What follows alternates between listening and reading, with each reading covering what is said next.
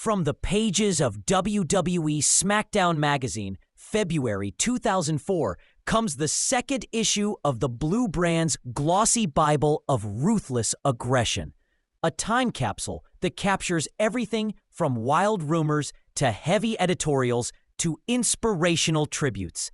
And it all starts the moment you flip past the cover into the letters section, where fans shout their hearts out, where one group insists John Cena is the future of professional wrestling, calling him the next Hogan or Austin, convinced his charisma and rhymes will carry him to the top of the business, while another group of loyalists demand more Randy Savage content, praising the Noble Savage article from the debut issue and begging for more legends to keep history alive. And in the loudest demand of all, a fan points a finger at the editors and says, "Give Tazz the cover, not in some distant future, but right now." Because the human suplex machine deserves it more than anybody, and the editors fire back, promising that legends will never leave these pages. And to prove it, they spotlight Greg Valentine later in this very issue. And just like that, the dialogue between readers and magazine is set, a back and forth that feels alive, like kayfabe is being written in real time with fan mail and editorial replies as canon. Then comes the gossip rag within the rag, Smack Talk, where kayfabe and rumor blend into a fever dream of tabloid mayhem, and it hits you first with a case of thugonomics, where whispers claim that Tazz, the Red Hook tough guy, the original thug of WWE, is privately considering suing John Cena for stealing his basic thugonomics catchphrase, furious that the rapper turned superstar is trying to cash in on the hard image Tazz built in ECW and carried into WWE. And the report says if the courts don't handle it, Tazz will, hinting he might step back in the ring and handle it by any means necessary. Then the gossip train barrels into Steve Lombardi sweeps with the fishes, where the Brooklyn Brawlers' love of the Yankees turns into a nightmare bet with Nunzio of the full-blooded Italians, a bet that the Yanks would crush the Marlins in the 2003 World Series. But when the Marlins stunned the world, Lombardi was left six figures in debt to the FBI. Even Harvey Whippleman couldn't bail him out, and the copy warns with mob movie flair that if his envelope is still light when the deadline comes, he might be swimming with the very same fishes that landed him in trouble. And just when you think it can't get juicier, the section throws Chavito heat at you. Chavo Guerrero in full cocky heel mode, declaring he will tear Rey Mysterio's mask away, expose him to the world, and hang that mask from his '78 lowrider mirror as a trophy, boasting that the Guerrero family creed of lie, cheat, and steal isn't just words, but a mission. And this is how he'll humiliate Rey beyond belief. And all of this builds into the SmackDown tour guide, which lists out dates and cities across the US, and then leaps overseas to South Africa, reminding you that this magazine isn't just about words on paper. It's about live events, real arenas, and thousands of fans ready to scream these grudges into existence.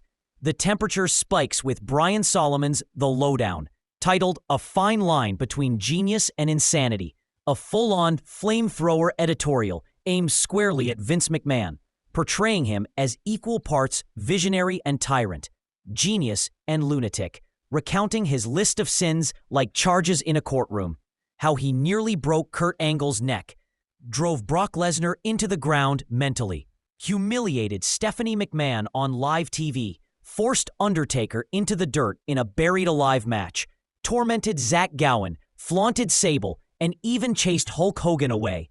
And the conclusion is chilling. Vince is not just a character. He is the most dangerous man on SmackDown. Man, a Shakespearean villain who makes Thursday nights feel combustible just by existing. An irresistible force and immovable object wrapped in one body. Then the magazine shifts gears into its first major feature, Man of 1,000 Masks, dedicated to Rey Mysterio, with page after page of full-color mask shots, each one a work of art, each one tied to lucha libre tradition. Rey explaining that the mask is not a costume, but identity itself.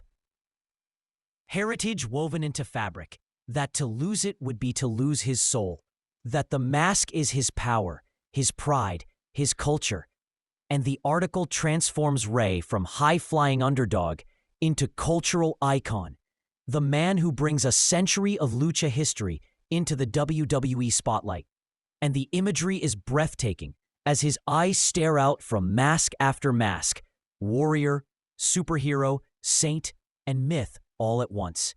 And then comes the monster feature, hatred. An essay that opens by declaring, there is no more powerful emotion in human history than hatred. That hatred has toppled empires and built them too. That since the days of Gotch and Hackenschmidt, wrestling has thrived on grudges, quoting Tennyson and Gandhi to hammer the point home. And then pivoting into today's roster, where Brock Lesnar is described as a magnet for jealousy and contempt. Is war with Kurt Angle framed as a career-shortening rivalry that left bodies in its wake? And now, Lesnar stares across the ring at Hardcore Holly, the man he broke, the man who came back from a broken neck to make the Beast feel his pain, while Vince McMahon's Shakespearean blood feud with Undertaker is retold in detail. The buried alive match at Survivor Series framed as biblical. Vince hellbent on slaughter, while Undertaker spoke of total destruction. And yet Vince also finds himself brewing hatred with John Cena. Ever since Vince called himself untouchable at Survivor Series, a word Cena considered his, and the doctor of thugonomics humiliated the chairman on live TV, planting the seed of animosity that still burns. Then the focus swerves to Paul Heyman manipulating hatred from his perch as SmackDown GM, weaponizing Matt Morgan's contempt for smaller men and turning Shannon Moore into his personal punching bag. And then the cruiserweights get their due, with Jamie Noble's blood feud with Tajiri after the green mist blinded Nydia, a hatred that still simmers with no resolution in sight. And finally, the Guerrero family itself is implicated, Eddie and Chavo drifting apart, their tension with Rey adding more fuel. And the piece closes by declaring hatred is eternal in wrestling, the fire that will never go out, from Gotch in 1908 to Tajiri in 2004. The lifeblood of the business. No Love Lost picks up where hatred leaves off, zooming in on SmackDown's immediate tension, highlighting Chavo Guerrero's obsession with humiliating Rey once and for all. Torrie Wilson secretly training and studying matches with a transformation like Trish Stratus hinted at. Sean O'Haire described as a dangerous wildcard, left adrift without Piper. Restless, unstable, maybe waiting for another sinister manager to light his fuse. And even Steve Lombardi earns a sidebar nod. The Brooklyn Brawler remembered as the journeyman survivor, still circling the business like a ghost. Proof that every rivalry and every career feeds into the ecosystem of grudges that defines SmackDown. Then, it's time for Hardcore Hatred, a full comeback profile of Hardcore Holly after more than a year away, painted as tougher, meaner, and angrier than ever. 10 years of scars behind him and nothing left to lose. Fueled entirely by the vendetta against Lesnar, portrayed not as an underdog redemption, but as a predator returning to exact revenge.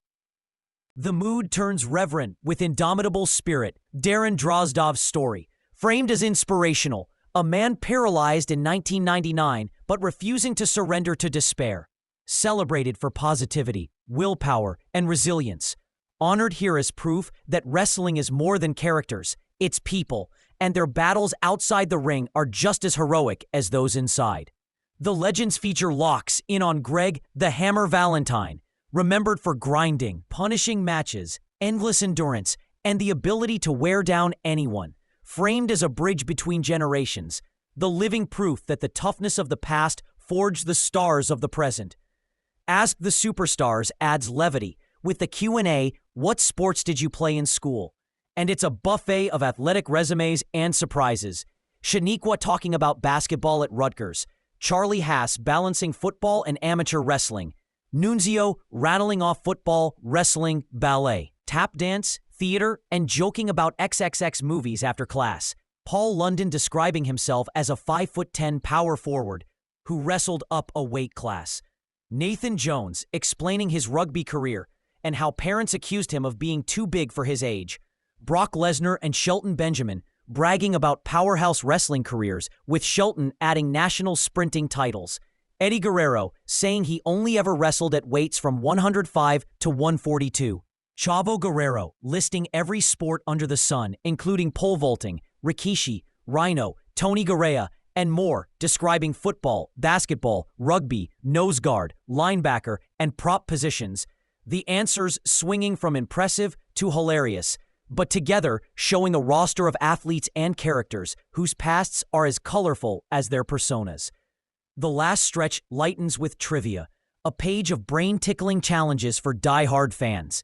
Before the final word belongs to Tazz in Tales from the Hook, written in his unmistakable blunt voice, raw, gritty, direct, a slice of Brooklyn reality to close a magazine that has delivered gossip, spectacle, inspiration, and history in one package. From cover to cover, WWE SmackDown magazine, February 2004, is relentless, a non-stop barrage of kayfabe and reality woven together. Fans crowning Cena in the letters, Savage remembered. Tazz teased as both cover star and courtroom plaintiff. Lombardi drowning in mob debt. Chavo threatening humiliation. Rey elevated to myth through his masks. Hatred exalted in poetry and prose. Holly roaring back with vengeance. Droz inspiring with his resilience. Valentine honored as a legend. The roster confessing their bizarre and athletic childhoods. Trivia daring readers. And Tazz closing the book with his edge, making the whole issue feel loud, brash, bitter, funny, nostalgic, and unforgettable. SmackDown, frozen in time on glossy pages. Ruthless Aggression, pressed in ink.